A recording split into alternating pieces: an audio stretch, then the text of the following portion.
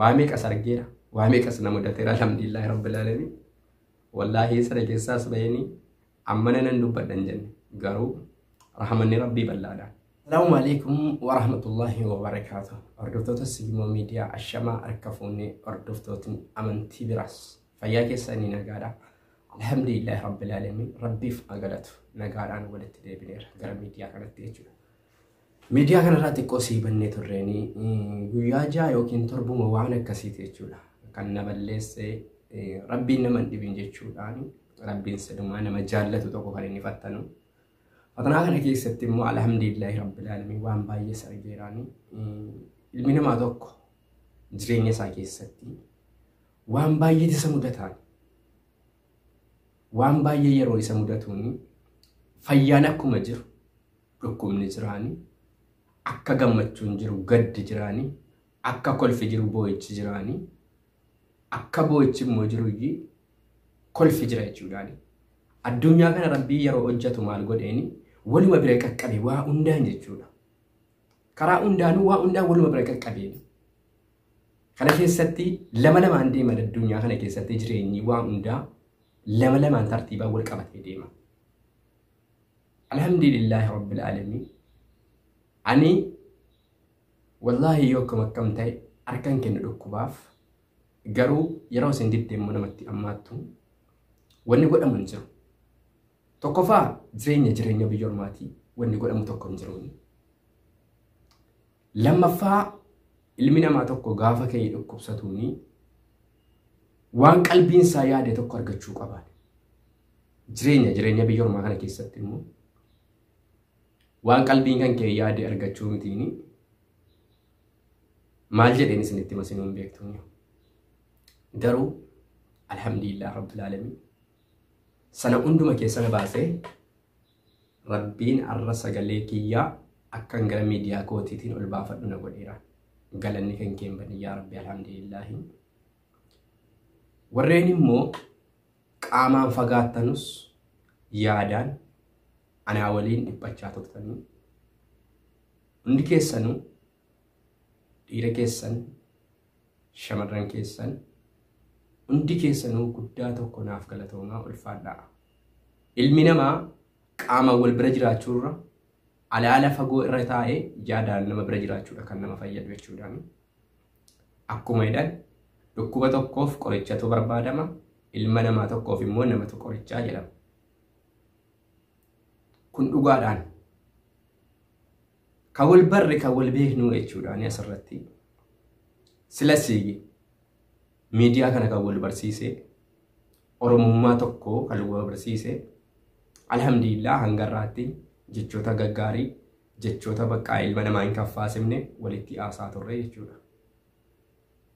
ربي مو أفان توكو ولو آسوف سيسيني وندكين يجو كنو arrageenye jechuudhaani ilmi namaa tokko kay yeroo waa tokko baduuni namni kun maaliif bade maal keessa jira eessa jira jettanii rakkoon isaa maa inni jettanii kan nayyaafattan maqaa keessan sana kana jedheesi waamus rabbi yuusin waamaa jiraani amaan isin argin waan yaaddan argadhaa waan sodaattan najaabahaa qalbii keessan awwalaa hanga akiraatti yaadaan muraada keessan isinii faguutuun nama immoo waan ba'eef yeroo dhiyoo keessatti argatee biyya ofiitti deebi'u rabbi isinii haa godhu hunduma keessan jechuudha. Ani yeroo jalqabaateef akka kanatti na dhukkubde jechuudha. Garuu maal godhaani alhamdulillahi rabbil alamin namicha bira jiru kunis nama gaarii nama gara laafessaanii nyaata kiyya dhugaatii yeesumannaa fidaa garuu nyaatan inatti fidi kona nyaanni ko waan inni ta'e beeku garuu afaan inni qabaani xiqqoodhuma si bakka lama sadii yeroo fudhadhe appetite kiyya na cufaa nyaanni kun shittaa isaa maal saa jechuudhaan wanna tokko jechuudha alhamdulillah sana hunda keessa iyyuu bayani dhufee sadarkaa kanarra gaheera jechuudha amma ilmi namaa jechuudha yeroo dhukkubsatu kana keessa waan baay'ee dhufeeni fillafiitii isa dhaabbata jechuudhaan kan gaarii hojjeteefis kan ajaa hojjeteefis kan namaa itti yaades kanamu amma monam sitiyades wa unda yu fidi rabbin fil fidi kan ke kaaju akka matsafa nama dubbisotti akka kanatti dubbifatta jechuudhaan maalif jireenya keessatti immoo ilmi namaa tokko dhaqaana walitti bu'aa jiraata yeroo walitti bu'u kana keessatti ani hanga raata alhamdulillah rabbil alamin nama walitti bu'u yerasini injiru midiyaa kanarratti haqa rabbiiti mitini maa inni alhamdulillah rabbil alamin nama kamiyyu alaaluma irratti waliin jiraannani yeroo alaalatti waliin jiraannu nama ilma namaa kamiinuu kaffaasisuu barbaadu maaliif ofii kiyyaa miidhamee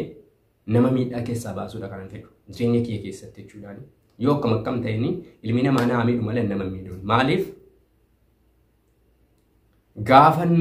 biyya lafaa kanarraa deemee hojii kiyya kan na duuka deemu isiniif jedhee isinitiin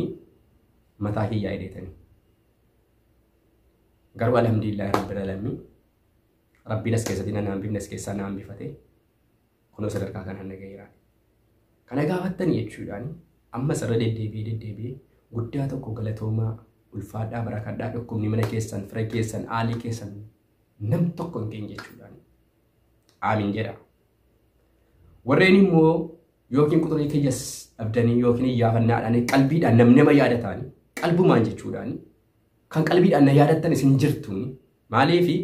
dhugaadha wallaahi hundi keessanuu akkasin na yaadattanu nan beekaani maaliif namni namaaf qorichaani namni guyyaa tokko waliin haasa'e yoomiyyuu taanaan akka waliin dagan nan beekaani qalbiidhaan yoo illee afaan hin baafne keessoo garaa keessanitti gurbaan kun eessa bade ka jettanii hangarraattis immoo garaa keessan keessatti qabattanii intanaa jettanii guddaa hundi keessanuu galatooma amma sheemaa inni hundi keessanii oromoon addunyaa reertanuu kan na beeku kan nan beeknes galatoomaan isiniin jedha itti aansuudhaan immoo ilmi namaa kamiyyuu rakkina rakkataan namni kamiyyuu ani rakkadhu gaafii ofiin jedhee yennaan wallaahi abbaan sun sammuun isaa duwwaadhaan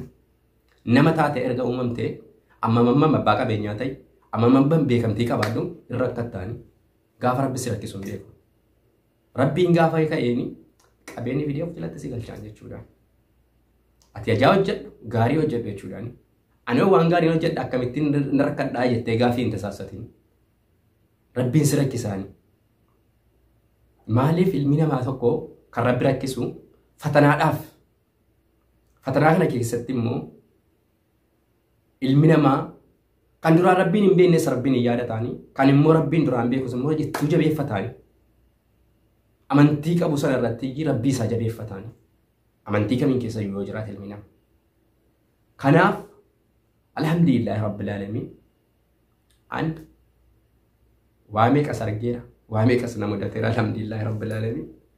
wallahi sana keessaas bayani ammana nan dubbadhan jenne garuu rahmanni rabbii bal'aadha erga rahmanni isaa bal'aa ta'eeni akka kanatti sadarkaa kana kunoo dhufee ga'eeni alhamdulillah gara keessanittis deebi'uudhaas abdiin qabaani hundi keessanuu akkam jirtu garuu fayyaa keessanii nagaadhaa jirtu hin jajjabaattu jabinni silas kan rabbii sana qallaqeeni saatii kanaan nu ga'ee nu haasofsiisaa jiruuti nu jabaadha ofiin jenna beekaa ofiin jennaani beekumsi kan rabbii malee beekumsi ilmi namaa silas amma tokko bu'aan qabuun kanaaf galatoomaan amma seesiniin jedhaani yaa ummata keenya dhaamsaa dhumaan isiniif dhaamaanii jireenya jiraatanu keessatti immoo isiniif anima ilmi namaa yoo mamam jiraata dhibban jiraachiftu jireenya gabaabduu jiraatan beekaas ta'e wallaalaas ta'e wal jabeeffadhaa walitti hamaa yaadina waliif toltuu yaadaanii kufiitii namaatti hin gammadina ol ka'iinsa namaatiif gammada namni sun akkamitti ol ka'aa jedhaanitti yaadaanis hojiidhaanis waa hundaanu jechuudhaani alhamdulillah baay'annee jirraani baay'inni keenya callaa xaafiitiin yookiin akka rifeensa mataa kiyyaa kana garuu oromoo yeroo ammaa kun anumarraa kaasee kan walii yaadu caala kan walitti yaadatu baay'ate nama karaa hundaanuu waliif yaadu nama miidhama walii quuqama waliif yaadu rabbiin haa godhuuni hunduma keenya iyyuu jireenyi waan akkasiiti jechuudhaan addunyaa yoo akkam taate sagal kudhan guutteen beektu sagalee irratti hafteen jechuudhaan ilmi namaa immoo yoo akkam ta'eeni waan yaade sinuma argataanii waan sabe waan niyyate waan qalbiin isaa yaade tokko inuma argataanii guyyaa eeggatama obsuu barbaachisaan waan hunda keessatti obsi gaaddisaa ilma namaatiif beekumsas qabaadhee mitiini beekaan rabbii isa nu uume qofeedha yeroo ammaa kana keessatti garuu hundi keessanuu nama waliif yaadu rabbii namaa godhuuni nama wal bira dhaabbatu rabbii namaa godhuuni wal jajjabeessaa erga miidiyaa mataa keessanii babbalattanii jiraatanii hundi keessanuu wal jajjabeessaa wal jabeessuun ikkoo har'a qofeedhaaf miti boriifis nama fayyadaani nama gargaareetu hojii rabbiin biraas waa argata namni nama gargaarre akkamitti rabbiin biraa waa argata yoo adda 5 kennite ta'ee barkuudhaan argachuu dandeessa osoo tokkoon kennin immoo waan tokko argachuu hin dandeessu kanaaf jireenyi waan akkasiitiin viidiyoon guyyaa har'aa kana fakkaata hundi keessanuu baay'ee guddaa tokko irraa galtoomaa naa kabajamaan isin jedha bakka jirtanutti nageenyi kiyyaa qilleensa irra qaxxaamurtee tulluu keessa kuttee isin akka qabdu nagaan walitti adeebinuu isin jedha masalaama